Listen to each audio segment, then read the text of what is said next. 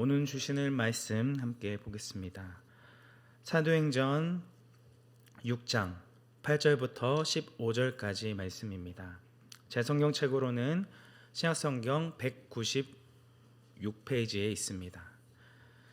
사도행전 6장 8절부터 15절까지 말씀 한 절씩 교독하겠습니다.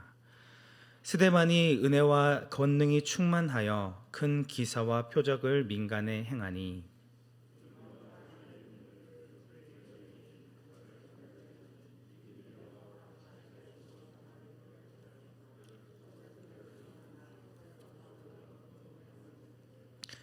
스데반이 지혜와 성령으로 말함은 그들이 능히 당하지 못하여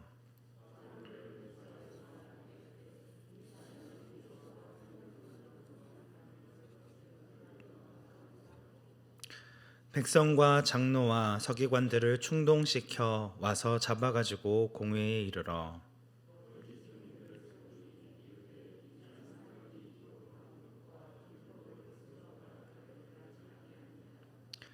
그의 말에 이 나사렛 예수가 이곳을 헐고 또 모세가 우리에게 전하여 준 규례를 고치겠다 함을 우리가 들었노라 하거늘 그 얼굴이 천사의 얼굴과 같더라. 아멘. 오늘 합독한 사도행전은 성령행전이라고도 불립니다. 그 이유는 사도행전에서 성령이 무려 58번이나 언급되었을 뿐만 아니라 성령 하나님께서 이 가운데 차지하는 역할이 너무나도 중요하기 때문입니다. 성도님들이 잘 아시다시피 예수님께서는 하늘로 올라가시기 전에 사도들을 불러 모으신 후에 예루살렘을 떠나지 말고 내게 들은 바 아버지께서 약속하신 것을 기다리라 말씀하셨습니다.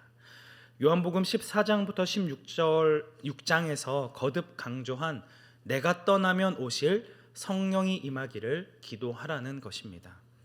이러한 말씀을 따라 제자들을 포함한 120문도들은 마음을 같이하여 성령이 오시기를 간절히 구하였고 오순절날 그날에 있던 120문도들은 성령의 충만함을 받고 각 나라의 언어들로 하나님의 큰 일에 대해 선포합니다.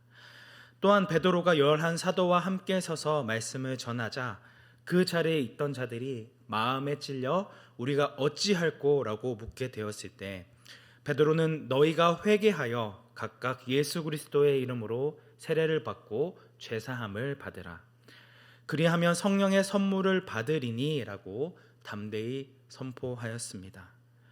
그래서 이날에만 3,000명의 성도들이 세례를 받게 됩니다. 이것이 초대교회의 시작이었습니다.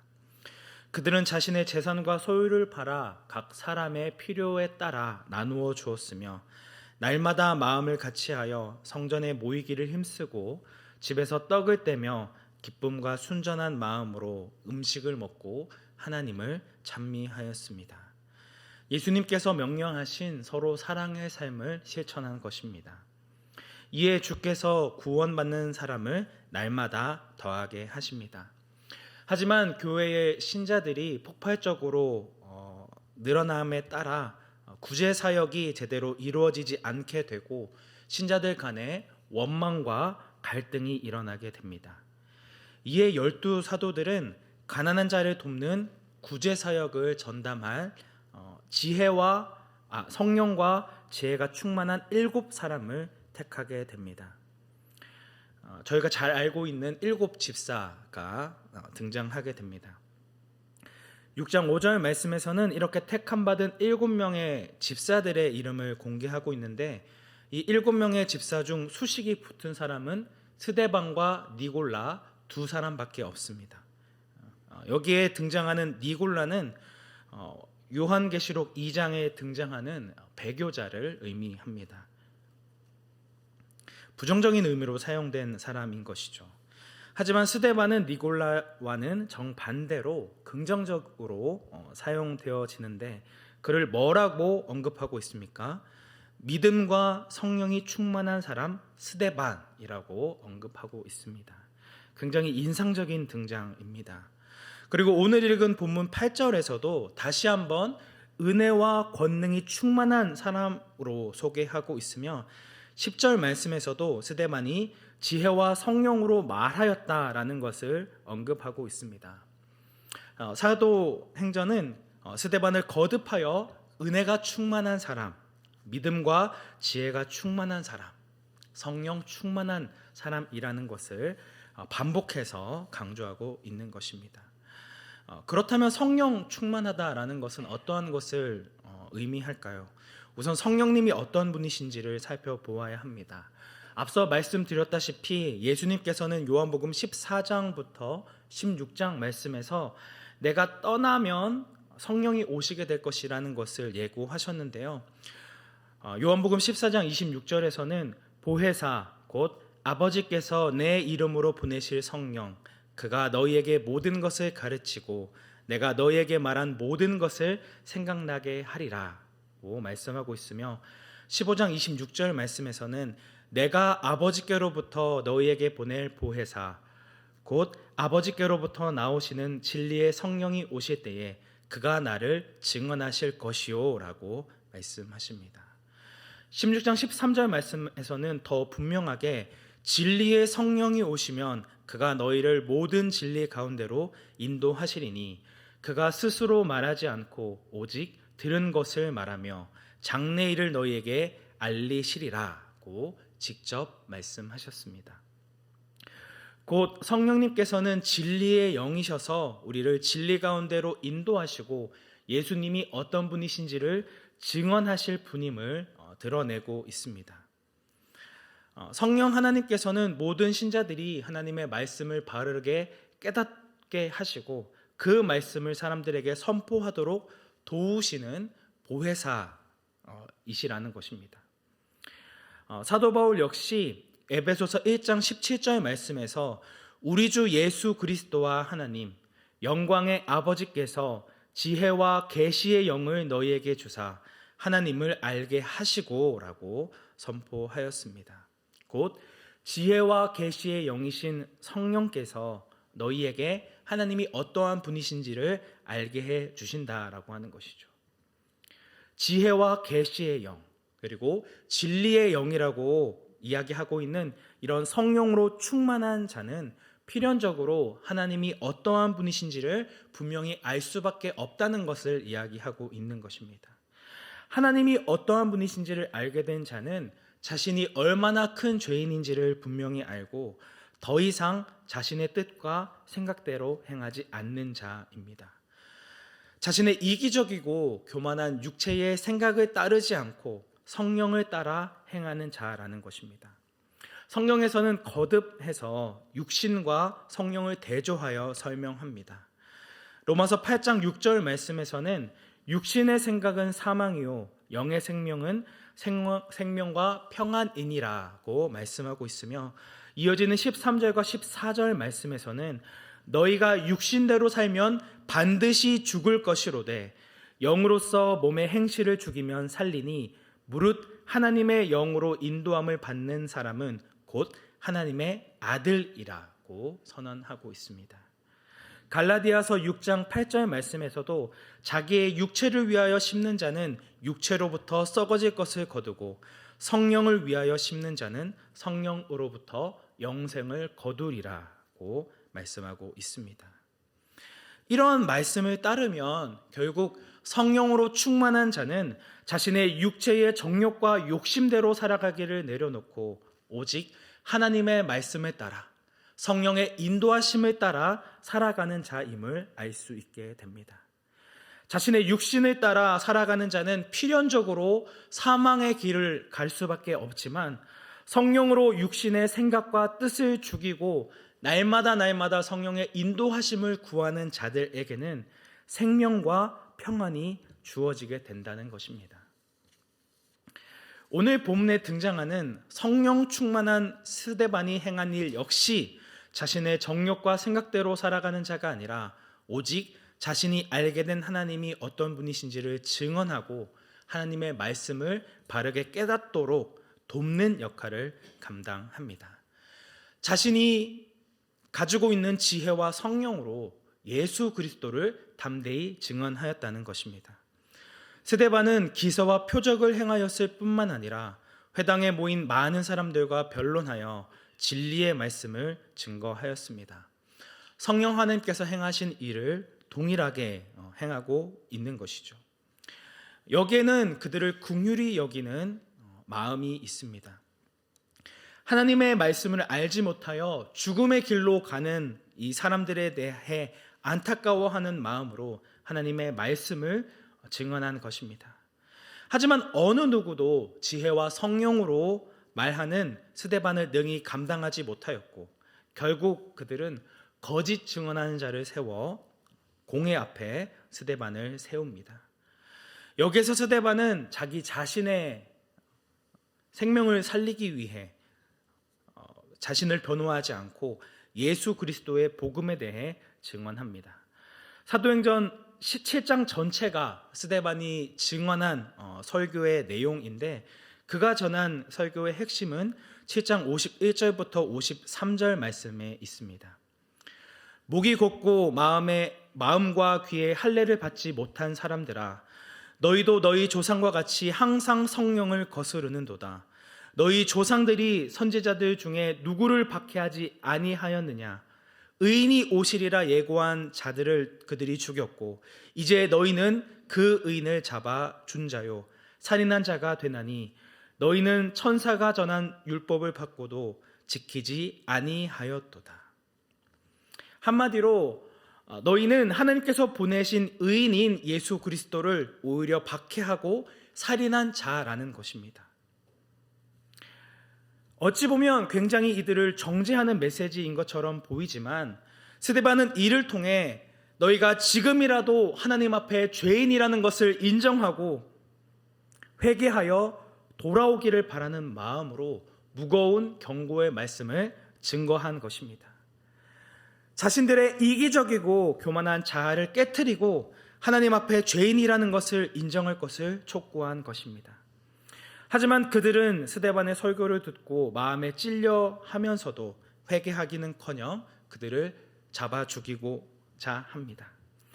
자신들을 긍휼히 여김으로 진리를 증거하여 사망에서 생명으로 옮겨주고자 한 스데반을 죽이고자 한 것입니다. 이에 7장 55절 말씀에서는 다시 한번 스데반이 성령 충만하였다는 것을 언급하며 예수께서 하나님 우편에 서 계신다는 것을 전하였고 더 이상 이를 참지 못한 그들은 일제히 스데반을 돌로 치게 됩니다. 돌에 맞아 죽어가는 스데반이 보인 반응은 어떠하였습니까? 59절과 60절 말씀입니다. 그들이 돌로 스데반을 치니 스데반이 부르짖어 이르되 주 예수여 내 영혼을 받으시옵소서 하고 무릎을 꿇고 크게 불러 이르되 주여 이 죄를 그들에게 돌리지 마옵소서 이 말을 하고 자니라. 스데반은 청중이 던지는 돌을 맞으면서도 하나님 우편에 계신 주님께 자기 자신의 생명을 맡기는 기도를 드립니다. 이 기도는 주님이 친히 십자가에서 죽기 직전에 아버지 내 영혼을 아버지 손에 부탁하나이다 라고 하나님께 드린 기도를 연상하게 합니다. 또한 주여 이 죄를 저들에게 돌리지 마옵소서라고 외친 말은 예수님께서 동일하게 십자가에 달리셔서 아버지 저들을 사하여 주옵소서 자기들이 하는 것을 알지 못함이니이다 라는 예수님의 첫 번째 말을 생각나게 만듭니다. 스데반이 의도적으로 예수님이 하신 말을 따라한 것인지 아니면 누가가 이를 강조한 내용인지는 분명하지 않지만 분명한 사실은 성령으로 충만한 스데반의 모습에서 예수님의 모습이 발견되고 있다라는 것이며 그를 통해 예수님의 인격과 삶이 재현되고 있다라고 하는 것입니다. 자신을 죽이고자 하는 자들까지 사랑으로 품는 모습, 오늘 하나님의 백성이라 불리는 우리가 보여야 할 모습이 아닌가 싶습니다. 주님께서 우리를 살리시기 위해 자신의 모든 것을 내어주시고 거룩한 낭비를 하신 것과 같이 우리에게 주어진 모든 시간과 물질 그리고 달란트와 우리의 모든 것을 주님을 위해 그리고 우리의 도움을 필요로 하는 이웃들을 위해 사용하는 삶을 살아가야 한다는 것입니다. 세상적인 관점에서는 이는 불필요한 일이고 낭비일지 모르지만 서로 사랑하라는 것을 명령하신 하나님께서 보시기에는 성령 충만한 자가 보이는 마땅한 반응이라 할 수 있는 것이죠. 오늘 묵상집에서는 성령 충만의 은혜가 임할 때 나타나는 세 가지의 증거를 이야기하고 있습니다. 첫 번째가 무엇입니까? 말씀 앞에서 자신을 비추어 보며 뼈아픈 각성과 회개를 한다는 것입니다. 날마다 하나님의 은혜가 아니면 단 하루도 살아갈 수 없는 연약한 죄인임을 고백하며 날마다 하나님의 말씀 앞에 자기 자신을 돌아보고 돌이키는 회개의 삶을 사는 자가 성령 충만한 자라고 이야기하고 있습니다. 두 번째는 예수 믿는 사람들끼리 갈등과 시샘을 멈추고 서로 사랑하고 섬기는 정신이 회복된다는 것입니다. 앞서 말씀드렸듯이 예수님께서는 제자들에게 서로 사랑하라는 유언과 같은 말씀을 남기셨습니다. 새 계명을 너희에게 주노니 서로 사랑하라. 내가 너희를 사랑한 것 같이 너희도 서로 사랑하라. 너희가 서로 사랑하면 이로써 모든 사람이 너희가 내 제자인 줄 알리라. 이 말씀을 뒤집어 본다면 너희가 서로 사랑하는 삶을 살지 않는다면 내 제자가 될 수 없다는 말이라 할 수 있습니다. 그리스도 안에서 한 지체요 가족이라 불리는 너희가 서로 사랑하는 삶을 살아가지 않는다면 어떻게 내 말을 따르고 내 삶을 실천한 제자라 할 수 있냐라고 하는 것이죠. 사도 요한 역시 요한일서 4장 11절부터 13절까지의 말씀에서 사랑하는 자들아 하나님이 이같이 우리를 사랑하였은즉 우리도 서로 사랑하는 것이 마땅하도다. 어느 때나 하나님을 본 사람이 없으되 만일 우리가 서로 사랑하면 하나님이 우리 안에 거하시고 그의 사랑이 우리 안에 온전히 이루어지느니라. 그의 성령을 우리에게 주심으로 우리가 그 안에 거하고 그가 우리 안에 거하시는 줄을 아느니라고 말씀하고 있습니다. 하나님의 사랑을 아는 자, 성령을 받은 자들은 서로 사랑하는 것이 너무나도 마땅한 일이며 이러한 서로 사랑을 통하여 하나님께서 우리 안에 거하신다는 것을 이야기합니다. 이와 같이 우리 가운데 어려움을 겪는 자, 우리 교회 가운데 육신의 질병으로 고통하는 자와 영적으로 힘들어하는 자들을 위해서 때를 따라 돕는 은혜를 구하며 서로 돌아보아 사랑으로 섬기는 사랑의 공동체가 되어야 한다는 것을 강조하고 있는 것입니다. 마지막 세 번째로 성령 충만한 자들은 믿지 않는 자들을 불쌍히 여기는 마음이 넘친다라고 이야기하고 있습니다. 스데반은 하나님의 말씀과는 전혀 상관없이 살아가고 있는 종교 지도자들을 불쌍히 여김으로 하나님의 말씀을 증거하였고 자신을 죽이려고 돌을 던지는 자들을 향해 그들의 죄를 용서해달라 외칩니다. 원수까지도 사랑하고 오히려 자신을 핍박하는 자들을 위해 기도하라 하신 그 예수님의 말씀을 그대로 행한 것입니다. 사랑하는 성도 여러분, 성령으로 충만하다라는 것은 결국 하나님의 말씀대로 예수님께서 명령하신 그 말씀대로 서로를 사랑하고 그들을 위해 내가 가지고 있는 모든 것을 아낌없이 내어주는 것을 의미합니다. 예수님께서 우리를 위해 자신의 모든 것을 아낌없이 내어주신 것 같이 말이지요. 피조물에 불과한 우리가 만물의 창조주이신 하나님을 만나는 것이 얼마나 영광스러운 일인지를 우리가 예배를 통해 알아야 하고 우리가 얼마나 큰 죄인인지를 깨닫고 날마다 하나님의 은혜를 구하는 자가 되어져야 한다는 것입니다. 다시금 우리가 이 생캠 40일의 기간을 통해 아무런 마음의 준비도 없이 습관적으로 예배의 자리로 나왔던 모습을 돌이켜 다시금 예수님의 명령대로 서로를 사랑하는 그런 사랑의 공동체로 세워져 나가게 되시기를 예배를 통해 주실 은혜를 사모하고 기대함으로 주님 앞에 더욱 가까이 나가는 그런 온사랑교회 성도님들이 되시기를 주님의 이름으로 축복합니다. 시간 함께 기도하도록 하겠습니다. 은혜가 충만하신 하나님 아버지, 우리가 말로만 성령 충만한 예배자가 되겠다고, 하나님을 전심으로 따르는 자가 되겠다고 고백하는 자가 아니라 우리의 삶을 통해, 우리의 구체적인 삶을 통해 우리가 가진 모든 시간과 물질과 달란트를 주님을 위해, 그리고 이웃을 위해 아낌없이 내어주는, 기쁨으로 내어주는 참된 예배자 되어지기 원합니다.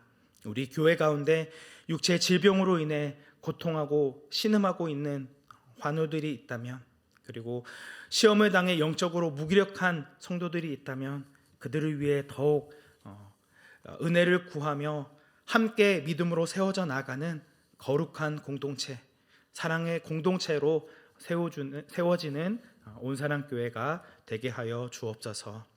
우리의 유일한 구원자 되시는 예수 그리스도의 이름으로 기도드립니다.